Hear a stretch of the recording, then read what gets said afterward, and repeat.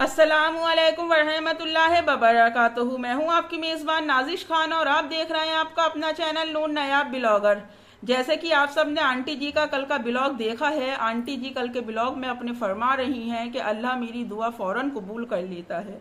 तो आंटी इस पर आपको अल्हम्दुलिल्लाह कहनी चाहिए, अल्लाह के शुक्राने अदा करने चाहिए कि अल्लाह पाक की नजर करम आपके ऊपर है। पर आंटी मैंने भी एक हदीस पढ़ी है, मैंने भी सुना है कि जिनकी दुआएं फौरन कबूल हो जाती हैं तो अल्लाह रब्बुल इज़्ज़त का उनका मांगने का तरीका पसंद नहीं आता, और जिनकी दुआओं में देर होती है और उनकी दुआएं देर से पूरी होती हैं तो इसका ये मतलब नहीं कि अल्लाह उनकी दुआओं को रद्द कर देता है, पूरा नहीं करता, बल्कि अल्लाह को अपने उस बंदे के मांगने का तरीका पसंद आता है, उसकी आजिज़ी पसंद आती है।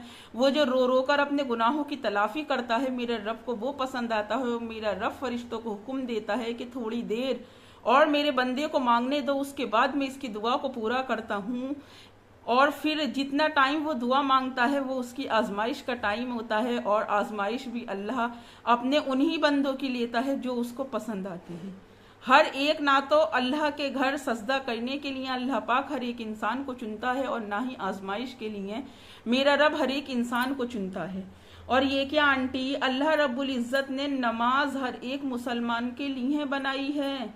हर एक इंसान को नमाज पढ़ना है, नमाज वाजिब है इंसान के ऊपर। जिस तरह से वितर वाजिब विलैल है, उसी तरह से नमाज भी इंसान के ऊपर वाजिब है कि मैंने असर पढ़ ली, मैंने जोहर पढ़ ली, मैंने फजर पढ़ ली। क्या तरीका है आंटी, ये क्या कर रही हैं आप, क्या साबित करना चाहती हैं आप? मत करें आंटी, ये पब्लिक है, सभी जानती है। फिर आंटी आप के बेटे जब नमाज अदा नहीं करते, वो बात भी सोशल मीडिया पर आकर कहती हो नमाज पढ़ी, नमाज पढ़ी, नमाज पढ़ी।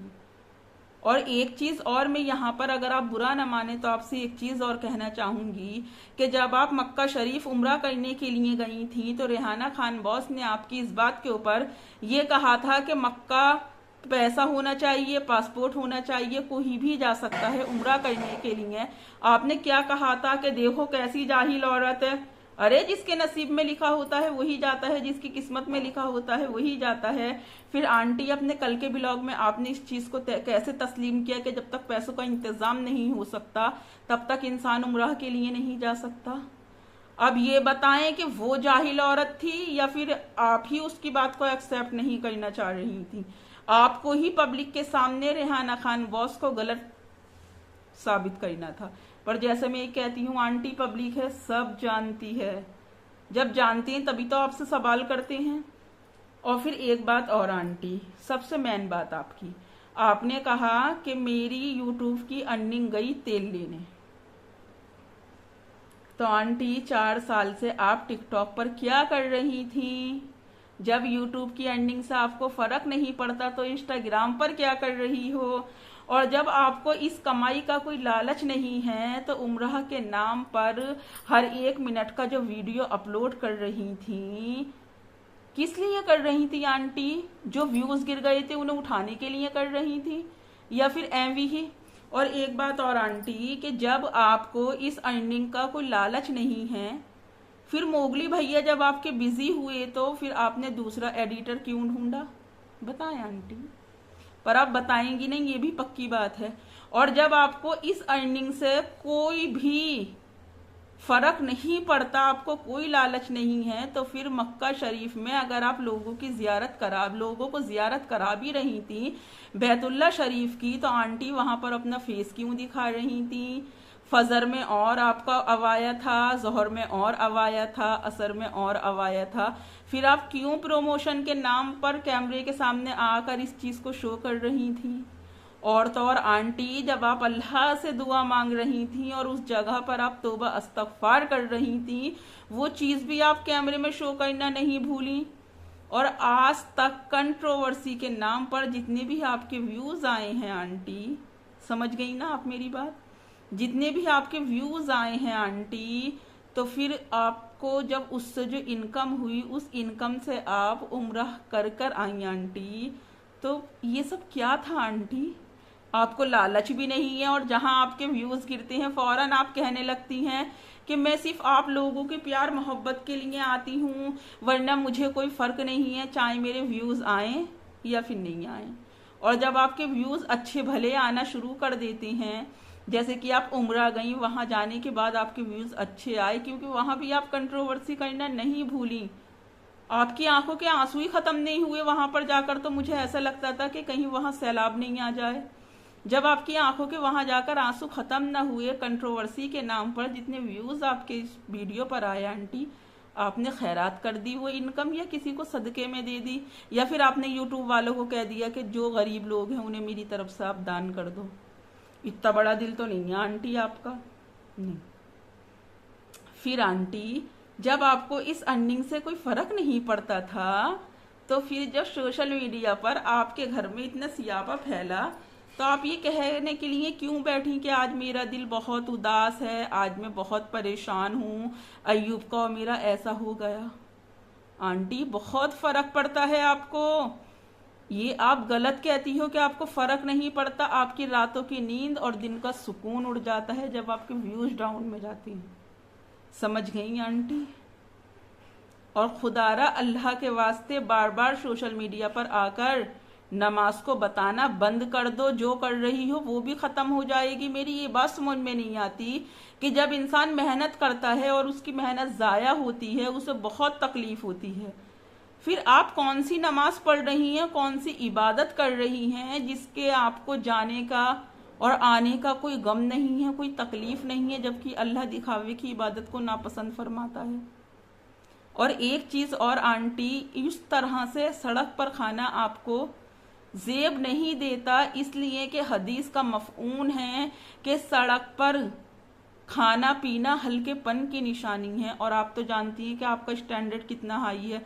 फिर आप ये हल्केपन में अपने आप को शुमार क्यों करवा रही हैं? क्यों बताएं आंटी, क्यों करवा रही हैं आप, और क्यों कर रही हैं ऐसा?